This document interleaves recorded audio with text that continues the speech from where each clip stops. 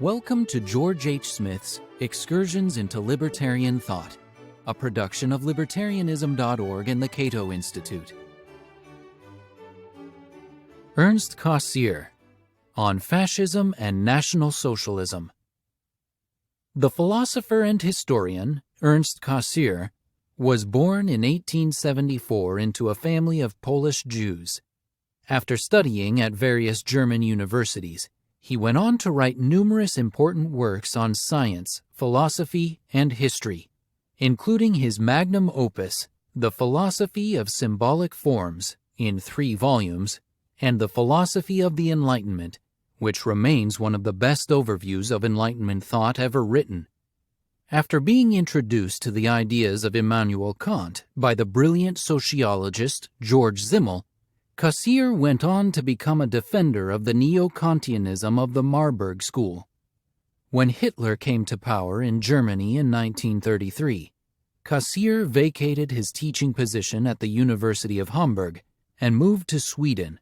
Later, fearing that Jews would be unsafe in that country, he moved to England and taught at Oxford for 2 years. Then, beginning in 1941, Cassirer taught at Yale and lastly at Columbia University, New York City, until his death in 1945. Cassirer was a classic liberal in the German tradition of Kant, Goethe, and Wilhelm von Humboldt. In contrast to English liberalism and its stress on economic freedom and politics, German liberals focused more on the cultural aspects and benefits of a free society. Individuality, moral autonomy, and cultural diversity were dominant and recurring themes in German liberalism. Until his last work, The Myth of the State, Cassirer wrote very little on political subjects. He began writing this book in 1944, after being commissioned by Fortune magazine to write an article on National Socialism or Nazism. Cassirer expanded this article into a book, finishing it in 1945, just days before his death in April of that year. As Edward Skidelsky said of The Myth of the State, "The origins of Nazism are sought not in the barracks and beer cellars of Munich and Vienna, but in the works of Machiavelli, Hegel, Carlyle, and Arthur de Gobineau."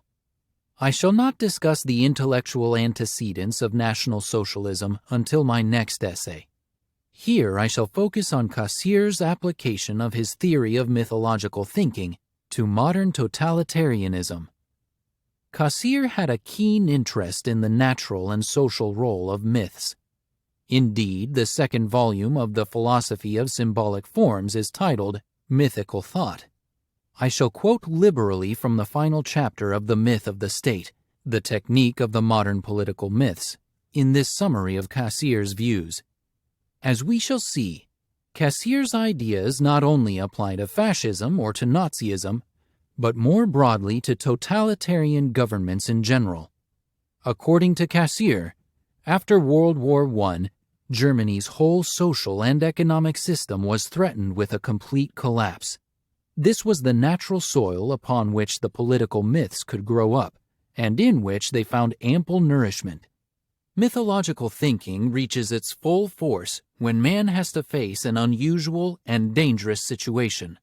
This is as true in modern civilizations and advanced stages of man's political life as it was in earlier, more primitive societies. In politics, we are always living on volcanic soil. We must be prepared for abrupt convulsions and eruptions. In all critical moments in man's social life, the rational forces that resist the rise of the old mythical conceptions are no longer sure of themselves. In these moments, the time for myth has come again, for myth has not been really vanquished and subjugated.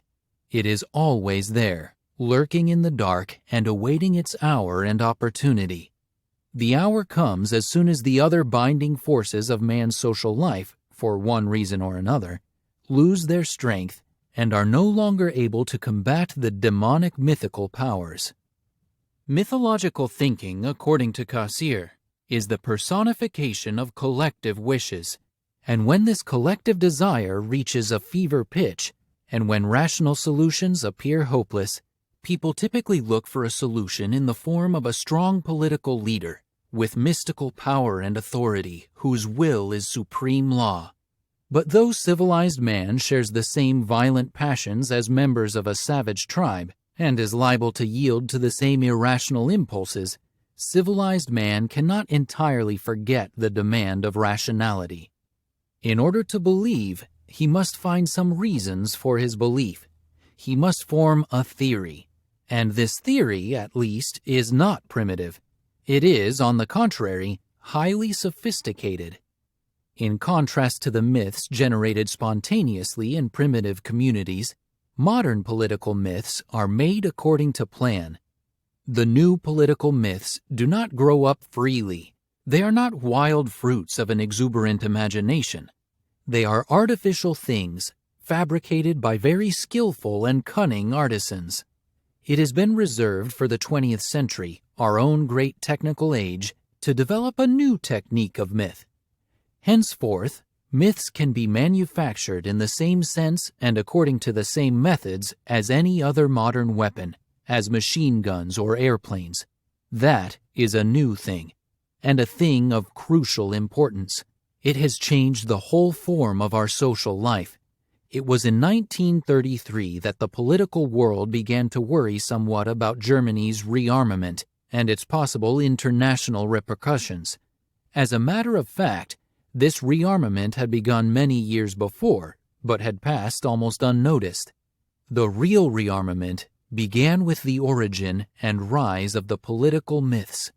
The later, military rearmament was only an accessory after the fact.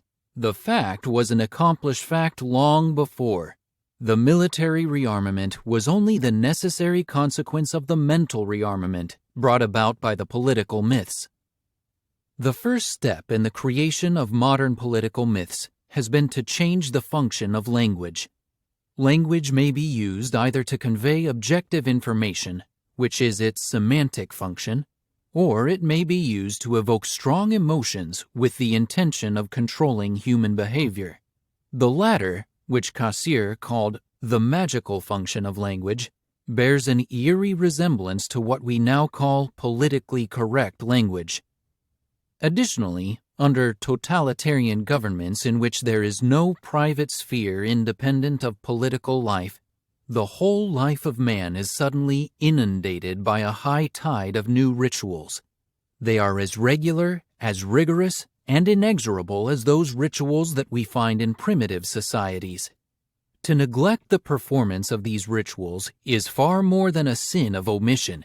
It is a crime against the majesty of the leader and the totalitarian state. The Nazi salutes Sieg Heil, Hail to Victory, and Heil Hitler, Hail Hitler, along with the rituals that accompanied the mass meetings of the Nazi Party, are probably what Cassirer had in mind here. Political rituals, argued Cassirer, lull asleep all our active forces, our power of judgment and critical discernment, and take away our feeling of personality and individual responsibility. Moreover, when a society is inundated with rituals, we typically find collective responsibility in place of individual responsibility. Rousseau was wrong when he depicted man in a primitive state of nature as free and unconstrained. In fact, his behavior was severely constrained by rituals and his responsibility to his clan or other group. We might hope that modern man has transcended these constraints, but that is not the case. When exposed to the same forces, he can easily be thrown back to a state of complete acquiescence. He no longer questions his environment, he accepts it as a matter of course. Here are men, in Germany, men of education and intelligence, honest and upright men, who suddenly give up the highest human privilege. They have ceased to be free and personal agents.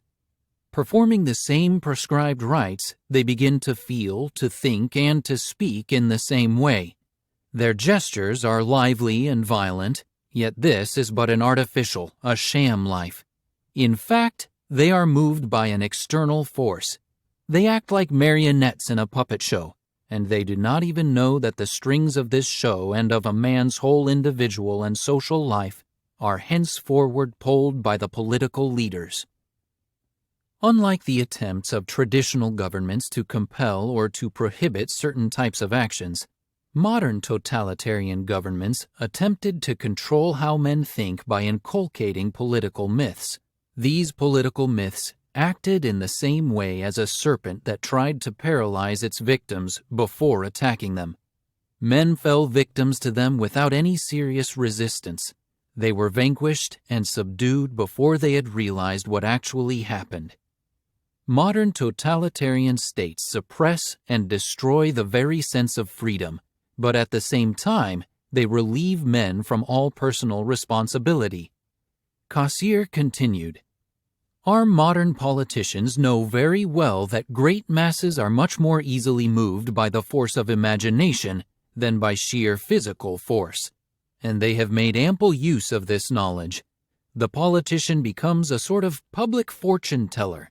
Prophecy is an essential element in the new technique of rulership. The most improbable or even impossible promises are made. The millennium is predicted over and over again." As Cassirer saw the matter, Nazi ideology was not a natural or inevitable outgrowth of German culture, which had a long and distinguished tradition of liberalism. This is not to say that Cassirer was oblivious to the irrationalism and statism preached by various German philosophers. Far from it, as he said about Hegel. But it was the tragic fate of Hegel that he unconsciously unchained the most irrational powers that have ever appeared in man's social and political life. No other philosophical system has done so much for the preparation of fascism and imperialism as Hegel's doctrine of the state, this divine idea as it exists on earth. In spite of this, however, Cassirer maintained that Nazi ideology was a regression to a mythological or pre-rational way of thinking. Hegel and other statist philosophers did not bring about Nazism directly. Rather, their ideas had a corrosive effect that prevented rational thinking about individual rights and politics from regaining the ground it had lost. This has been Excursions into Libertarian Thought, a production of Libertarianism.org and the Cato Institute. To learn more about libertarian philosophy and history, visit www.libertarianism.org.